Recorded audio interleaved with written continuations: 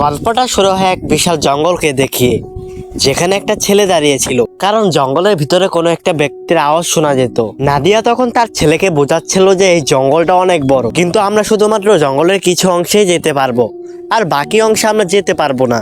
সেখানে যাওয়া আমাদের নিষেধ।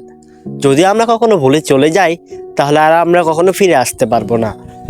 নাদিয়ার ছেলে ছিল একজন অন্ধ ব্যক্তি, মানে চোখে দেখতো না, মানে জন্মের পর থেকে সে অন্ধ। এটা নিয়ে নাদিয়ার অনেক চিন্তা ভাবনা। তারা অনেক বছর ধরে এই জঙ্গলে একলাই বেঁচে আছে।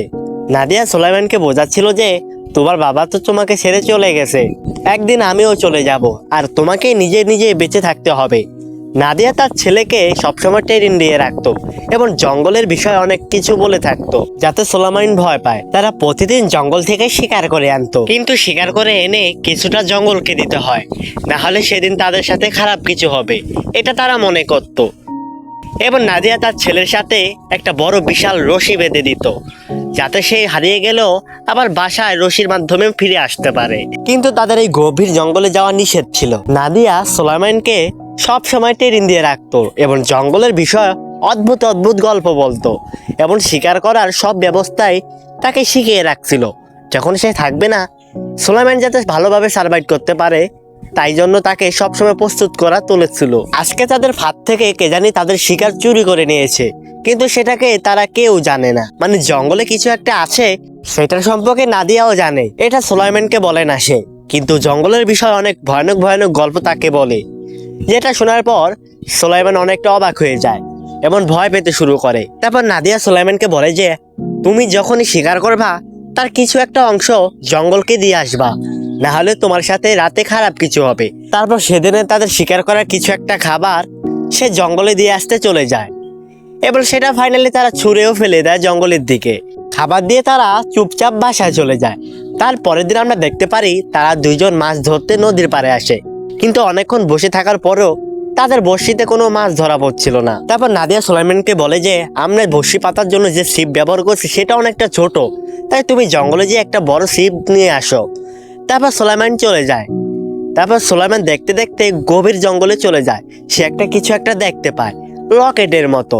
সেটা সে তোলার চেষ্টা করে। তখন আমরা দেখতে পারি সে জঙ্গলে আবহাওয়াটা কেমন একটা চেঞ্জ হয়ে গেছে। যখন সে হাতে নেয়, তখন আবহাওয়াটা কিরকম শান্ত পরিবেশ এবং পাখিগুলো ডাকাডাকি করছিল। ঠিক তখনই নাদিয়া চলে আসে। তারপর নাদিয়া সুলাইমানকে নিয়ে সেখান থেকে চলে যায়। নাদিয়া অনেকটা ভয় পেয়েছিল, কারণ সে তো বুঝে গেছে যে জঙ্গলে কিছু একটা আছে, সেটা সুলাইমানকে বলে না। তারপর নাদিয়া সুলাইমানকে বলে যে আমি তোমাকে বড়শির ছিপ আনতে জঙ্গলে পাঠিয়েছিলাম, তুমি এত গভীর জঙ্গলে কেন চলে গেছো? এরকম শাসন করার পর সুলাইমান অনেকটা অবাক হয়ে যায় এবং নীরবতা পালন করে। তারপর সেদিন রাতে আমরা দেখতে পারি যে সুলাইমানকে নাদিয়া অনেক কিছু বলতে থাকে জঙ্গলের বিষয়। সেদিন রাতে সুলাইমানের আব্বুর জন্মদিন ছিল, এবং সেই খুশিতে নাদিয়া একটা কেক বানায় এবং সেটা সুলাইমানের সামনে নিয়ে আসে। যেটা দেখে সুলাইমান অনেক খুশি হয়ে যায়, কারণ সে তো তার বাবাকে কখনো দেখে নাই। তবে তার মায়ের মুখ থেকে তার বাবার ব্যাপারে অনেক কিছু শুনেছে সে। তবে সুলাইমানের বাবার কি হয়েছে তা নাদিয়াও তাকে বলে নাই। তারপর নাদিয়া সুলাইমানকে বলে যে তুমি প্রমিস করো যে কখনো গভীর জঙ্গলে যাবে না। তখন সুলাইমান তার মাকে প্রমিস করে বলে যে আমি কখনো গভীর জঙ্গলে যাব না। সেদিন সে নাদিয়া ঘর থেকে বাহির হয়ে যায় রাতের বেলা, আর কখনো ফিরে আসে না। মানে নাদিয়া কোথায় গিয়েছে কেউ জানে না। দেখতে দেখতে সুলাইমানও বড় হয়ে যায়, আর সে কিন্তু একজন অন্ধ ব্যক্তি ছিল। মানে তার মা তাকে রেখে কোথায় চলে গেছে সেও নিজেও জানে না, এবং সে তার মায়ের শিক্ষা যেভাবে জীবনযাপন করতে বলেছে সেভাবে সে পালন করতে শুরু করে, এবং অনেক বছর বেঁচেও থাকে। যখন তার মায়ের কথা মনে পড়ে, তখন রেডিও থাকা তার মায়ের ভয়েসগুলো শোনে, তাতে অনেকটা সে শান্ত হয়, এবং সে প্রতিদিনের মতো শিকার করতে থাকে এবং জঙ্গলকে তার খাবারের কিছু একটা অংশ দিয়ে দেয়। যেমন তার মা শিখিয়ে গিয়েছিল, যেমন করতে বলেছিল, ঠিক তেরকম ভাবে তার জীবনযাপন পার করছিল। সুলাইমান তার মায়ের কথা অনুযায়ী রশি ছাড়া কখনো জঙ্গলে যায় না। সুলাইমান তো একজন অন্ধ ব্যক্তি ছিল, সে কিছু দেখতেও পারতো না, কিন্তু তার মায়ের আদেশগুলো সে অক্ষত ভাবে পালন করছিল। তার পরের দিন আমরা দেখতে পারি সুলাইমান অনেক কষ্ট করার পর একটা মাছ ধরতে পেরেছে। সে মাছ পেয়ে অনেকটা খুশি হয়ে যায়। তার পরের দিন সুলাইমান প্রতিদিনের মতো তার ফাঁদ চেক করতে যায়, কিন্তু সেদিন তার ফাঁদে কোনো শিকার ছিল না। যেটা দেখার পর তো সে অনেকটা মন খারাপ করে এবং নদীতে যেয়ে মাছ ধরতে থাকে। অনেকক্ষণ চেষ্টা করার পর ফাইনালি সে একটা মাছ ধরতে পারে। আর সেটা দেখার পর তো সে অনেকটা খুশি হয়ে যায়। তারপর সেটা কৌশলবুহতে খেয়ে ফেলে এবং সেটা জঙ্গলকে কিছু অংশ না দিয়ে, এবং সেটা সে বুঝতে পারে যে জঙ্গলকে সে খাবার দিতে ভুলে গেছে। এখন তার কাছে কোনো শিকারও ছিল না যে জঙ্গলকে দিবে। সেদিন রাতে সে ঘরে এসে ঘুমিয়ে পড়ে। তারপর সে দেখতে পায় যে মধ্যরাতে কিছু একটা জঙ্গল থেকে তাকে ডাকছে। মানে ডাকটা অনেক অদ্ভুত এবং ভয়ঙ্করও ছিল, যেটা দেখার সাথে সাথে সে বাইরে চলে যায় এবং তার ছাগলকে কে জানি টেনে নিয়ে যাচ্ছে। সেটা দেখার পর সে যখন সামনে যায় তখন তার ছাগলটাকে কিছু একটা টেনে নিয়ে যায়, যেটা দেখার সাথে সাথে সে ঘরে এসে ঘুমিয়ে পড়ে এবং সে ভাবতে থাকে যে এটা কি ছিল যে আমার ছাগলকে টেনে নিয়ে গেল। তো পরের দিন আমরা দেখতে পারি সে ফাঁদ চেক করতে আবার যায়, কিন্তু ফাঁদে কোনো শিকারই ছিল না এবং সে আজকে খাবে কি সেটা চিন্তা করতে থাকে। মানে শিকার না করলে তো সে খাতেও পারবে না। সে গভীর জঙ্গলে যেয়ে দেখতে পারে একটা মরা হরিণ পড়ে আছে এবং সেটা কেউ জানি শিকার করেছে এবং কিছুক্ষণ আগে সে একটা গুলটির শব্দ শুনতে পেয়েছিল। তারপর দূর থেকে এক শিকারী তাকে বলে, এটা আমার শিকার, তুমি শিকার করিও না। তারপর সে অবাক হয়ে যায়, কারণ তার মাকে ছাড়া সে আর কখনো মানুষ দেখে নাই। মানে এটা ঈশ্বর প্রথমে মানুষ দেখেছে। সে মানুষকে আক্রমণ করতে যায়। তারপর সেই মানুষটি তাকে আঘাত করে গুলটি দিয়ে। তারপর সে ঘুম থেকে যখন ওঠে, মানে জ্ঞান হারিয়ে ফেলেছিল, তখন বলে তুমি কে? আর এই ছেলেটা তো অন্ধ ছিল, কিছু বলতেও পারছিল না। তখন শিকারীটা বলে যে আমার নাম জন, আমি একজন শিকারী, আর আমাকে তুমি ভয় পেও না, আমিও একজন সাধারণ মানুষ, আমি তোমার কোনো ক্ষতি করব না। তারপর শিকারী বলে আমার কোনো থাকার জায়গা নাই। তারপর সুলাইমান তার রশির মাধ্যমে সে লোকটিকে তার বাড়িতে নেওয়ার চিন্তা করে এবং সেতে জন অনেকটা খুশিও হয়ে যায় এবং তাকে ফাইনালে আমরা দেখতে পারি তারা খুব একটা বন্ধু হয়ে গেছে। মানে একে অপরের বন্ধুত্বের কথা এবং জীবন কাহিনীর গল্পগুলো একে অপরকে বলতে থাকে। তারপর সুলাইমান তার রশির মাধ্যমে সে জনকে তার বাড়িতে নিয়ে আসে। তারপর জন বাড়িতে যেয়ে তাদের দুইজনের জন্য খাবার বানায়। তারপর জন একটা ভয় দেখতে পায়, যে ভয়ে নাদিয়া এই জঙ্গলে বেঁচে থাকার জন্য সব নিয়ম কারণ সুলাইমানের জন্য বলে গিয়েছিল, কিন্তু সুলাইমান তো চোখে দেখতো না এবং জন সে নোটবুকটা দেখতে থাকে এবং সে জঙ্গলের বিষয়ে অনেক কিছু জেনে যায়, যা নাদিয়া লিখে গেছিল সুলাইমানের জন্য। অদ্ভুত অদ্ভুত কিছু আছে যে রাতে জঙ্গলে ঘোরাফেরা করে। এই জঙ্গলে বসবাস করার জন্য সব নিয়ম কারণ এই বইয়ের মাধ্যমে লিখে গিয়েছিল নাদিয়া, যাতে সুন্দরভাবে সুলাইমান বসবাস করতে পারে। তারপর জন বলে যে সুলাইমান তুমি আমার সাথে মডার্ন সিটিতে যাও, তাতে তুমি সুন্দরভাবে জীবনযাপন করতে পারবা আমার সাথে। সুলাইমান তখন তাকে না করে দেয় যে আমার মা এখানে জীবনযাপন করেছে, আমার বাবাও এখানে জীবনযাপন করেছে, আমিও এখানে জীবনযাপন করতে চাই। তারপর রাতে অদ্ভুত আওয়াজ শুনতে পায় আর তারা দুজনে ঘর থেকে বের হয়ে যায়। তারপর জন বলে যে তুমি এই আওয়াজ আগে কখনো শুনেছ? সুলাইমান বলে আমি কালকেও এই আওয়াজ শুনেছি, কিন্তু আগে কখনো শুনতে পারি নাই। তখন জন বলে যে আমি জঙ্গলে যেয়ে দেখে আসি যে আওয়াজটা কিসের। তখন সুলাইমানকে রেখে সে চলে যায়, কিন্তু সুলাইমান অনেক তাকে বাধা দিয়েছিল, কিন্তু জন সুলাইমানের কোনো কথাই শুনেই নাই। জন দেখতে দেখতে অনেক গভীর জঙ্গলে চলে যায়, যেখানে যাওয়া মানুষের নিষেধ ছিল। সে সেখানে যে দেখতে পারে যে একটা হরিণ পড়েছিল মৃতভাবে। সেটার কাছে যখন সে যায় তখন দেখতে পায় অনেক রক্ত, মানে কিছুক্ষণ আগে সে হরিণটাকে শিকার করা হয়েছিল। জনের সামনের দিকে একটা ভয়ানক ছায়া ছিল, যেটা দেখার সাথে সাথে সে সেখান থেকে ভাগতে শুরু করে এবং ছায়াটাও তার পিছে লেগে থাকে, মানে কিছু একটা ভয়ানক জিনিস তার পিছে ছুটছে। জন দেখতে দেখতে নিরাপদ এরিয়ায় চলে আসে এবং বাড়িতে সে চলে আসে অলরেডি। জন বাড়িতে এসে বলে যে জঙ্গলে ওই জিনিসটা কি ছিল যেটা আমার উপরে আক্রমণ করতে চেয়েছিল। সুলাইমান তখন বলে যে আমি সেই জিনিসটাকে চিনি না।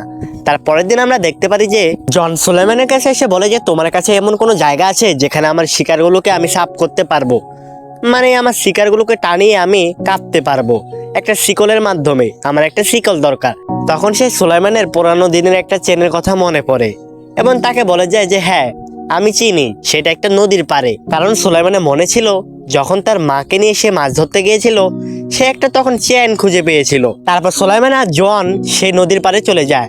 সে একটা চেন দেখতে পায় যেখানে কিনা একটা মানুষকে বেঁধে রাখা হয়েছিল এবং জন দেখতে দেখতে সে মানুষটার কাছে যেতে থাকে, আর সেটা একটা গুহার মধ্যে ছিল। ঠিক তখনই একটা পাখি এসে জনের উপরে হামলা করে দেয় এবং সেই পাখিটা উড়ে যায় সেখান থেকে। তারপর তাদের হাতে থাকা অস্ত্র দিয়ে তারা চেন কাটতে থাকে। তাদের প্রয়োজনের মতো চেন কেটে তারা ফাইনালি ঘরে এসে যায়। তারপর সুলাইমান তাদের শিকার করা কিছু একটা খাবারের অংশ সে জঙ্গলকে দিয়ে আসতে যায়। তখন সেখানে জন এসে পড়ে এবং জন বলে তুমি পাগলের মতো এসব কি করছো? তারপর সুলাইমান বলে আমি ছোটবেলা থেকে এসব করেই আসছি, আমাদের খাবারের কিছুটা অংশ এই জঙ্গলকে দিতে হয়। তারপর সুলাইমান বলে যে এই জঙ্গলে কিছু একটা আছে। তারপর জন বলে যে তোমরা যেটার ভয় পাচ্ছ সেটা যদি কোনো জানোয়ার হয় আর তুমি যদি সেই জিনিসটাকে দেখতে চাও তাহলে আমরা একটা ফাঁদ বানাই, যে ফাঁদের ভিতরে জিনিসটা আটকা পড়বে। আর ওই জিনিসটা যদি জানোয়ার হয় তাহলে তো তোমার আর খাবারই দিতে হবে না, তোমার জীবনযাপনটা আরো সহজ হয়ে যাবে। তখন সুলাইমান বলে যে আমার রশি এত বড় না যে আমি জঙ্গলের মধ্যে যাব, সেখানে যাওয়া আমার নিষেধ আছে, আর রশিটাও অনেক ছোট যে আমি যেতে পারবো না। তারপর জন সুলাইমানের জন্য একটা বড় রশি তৈরি করে এবং তারা দুইজনে ধীরে ধীরে গভীর জঙ্গলে যেতে থাকে। জন সুলাইমানকে সে জায়গায় নিয়ে যায় যেখানে গতকাল রাতে সে এসেছিল এবং যেখানে একটা অদ্ভুত ছায়া দেখেছিল। তারপর সুলাইমান জনকে জিজ্ঞেস করে যে তোমার কোনো পরিবার নাই? তখন জন বলে ছিল, কিন্তু কিছুদিন আগে একটা বড় অ্যাক্সিডেন্টে আমার পরিবার সব শেষ হয়ে যায় আর আমি একমাত্র বেঁচে ছিলাম আমার পরিবারের, আর এখন থেকে আমি জঙ্গলে জঙ্গলে শিকার করে বেড়াই। তখন জন সুলাইমানকে বলে তোমার পরিবারের কি অবস্থা ছিল? তখন সুলাইমান বলে যে আমি ছোটবেলা বাবাকে দেখি নেই এবং মার সাথে বড় হয়েছি, কিন্তু মা হঠাৎ একদিন রাতে চলে যায় আর ফিরে আসে নাই। তখন সুলাইমানের রশি ধরে কে জানি টান দিতে থাকে এবং তার কাছে নিয়ে যেতে থাকে। তারপর সুলাইমান চিল্লাচিল্লি করতে থাকে। তারপর জন যে এসে তার রশিটা কেটে ফেলে, এতে তো সুলাইমান বেঁচে যায়। তারপর তারা সেদিন রাতে আবারও বাড়িতে ফিরে আসে, কারণ তারা বুঝে গিয়েছিল যে জঙ্গলে এমন কিছু আছে সেটা অনেক বড় বিপদ তাদের জন্য। তারপর জন বলে তুমি চিন্তা করো না, আমরা একটা ফাঁদ বানিয়ে সেটাকে ধরবো। তারপর জন সুলাইমানের মায়ের একটা চিঠি দেখতে পায় বা একটা বই লেখা দেখতে পায়, সেটা এসে সুলাইমানকে শোনাতে থাকে এবং সুলাইমান তার মায়ের কথাগুলো শুনে অনেকটা শান্ত হয় এবং তার ভালোও লাগে। তারপর জন সুলাইমানকে বলে যে রাত অনেক হয়েছে, এবার আমাদের ঘুমিয়ে পড়া দরকার। তারপর তারা দুজন ঘুমিয়ে পড়ে, কিন্তু জন গভীর রাতে ওঠে এবং গভীর রাতে উঠে সেই জঙ্গলে চলে যায় যেখানে সে শিকল দেখেছিল এবং তার বন্দুকটি নিয়ে সে জঙ্গলে যায়। সে অনেক মৃত জীবজন্তুর হাড্ডি দেখতে পায়। আশেপাশে জনকে না দেখে সুলাইমানও তখন ঘুম থেকে জেগে যায়। সুলাইমান জনকে খুঁজতে থাকে কিন্তু জনকে খুঁজে পায় না। ঠিক তখনই জঙ্গল থেকে একটা গুলডির শব্দ শুনতে পায়। সুলাইমান জনকে খোঁজার জন্য তার সাথে রশি বেঁধে সেও ফাইনালি জঙ্গলে চলে যায়। তারপর জন দেখতে দেখতে আরো সামনের দিকে যেতে থাকে। তার পায়ের সামনে কিছু একটা ধাক্কা খায়, সেটা ছিল জনের ব্যাগ এবং সে বুঝতে পারে যে এটা জনের ব্যাগ ছিল। সে তখনই জনকে ডাকতে থাকে, কিন্তু জনের কোনো সাড়া না পেয়ে তার পিছনে থাকা রশিটা সে প্রথমবারের মতো খুলে ফেলে এবং সে জনকে ডাকতে থাকে। কিছু দূর যাওয়ার পর সে জনের লাশ দেখতে পায় এবং সে অনেকটা অবাক হয়ে যায় এবং কান্না করতে থাকে যে তার জীবনে বন্ধু বলতে এই জনে একজন ছিল, এখন জনও আর বেঁচে নাই। তাই সে অনেকটা কান্না করতে থাকে জনের সাথে কাটানো দিনগুলোকে এবং সে একটা কিছু শব্দ শুনতে পায় জঙ্গলে, যেটাকে সে কখনোই শুনে নাই। তার সামনে কোনো ছায়া নাই এবং তার মাই চলে এসেছে, নাদিয়া, এবং নাদিয়াকে অনেকটা অদ্ভুতভাবে দেখা যায়। নাদিয়া ইবেল হয়ে গেছে, সে সুলাইমানের উপর আক্রমণ করতে যায়, কিন্তু তার শিকল ছোট হওয়ার কারণে সে আক্রমণ করতে পারে না। সামনে যে কি জিনিস ছিল সুলাইমান নিজেও জানতো না, কারণ সে তো চোখেও দেখতে পারতো না। এমন সুলাইমানের মায়ের কণ্ঠ পাল্টে গেছে।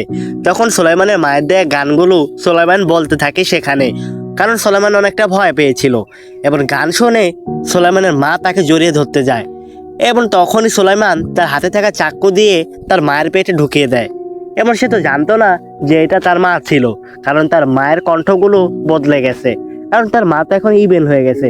আমরা দেখতে পারি এখন সুলাইমানরাও ধীরে ধীরে ইবেল হয়ে যাচ্ছে, মানে এটা তাদের পরিবারের একটা কুফা ছিল, যেটার কারণে তার বাবাও ইবেল হয়ে গেছে, তারপর তার মাও হয়ে গেছে, এখন ফাইনালি সেও ইবেল হয়ে যাচ্ছে। মানে তারা এই জন্য শহর থেকে অনেকটা দূরে থাকতো, জঙ্গলে। তো কেমন লাগলো আজকে তোমাদের মুভি এক্সপেরিমেন্ট? আশা করি ভালো লেগেছে। যদি আরো নতুন ভিডিও চাও অবশ্যই তোমরা চ্যানেলটা সাবস্ক্রাইব করে দেবা আর আমাকে একটু সাপোর্ট এবং ভালোবাসা দেখাবা। তো সবাই ভালো থাকো, খুদা হাফেজ।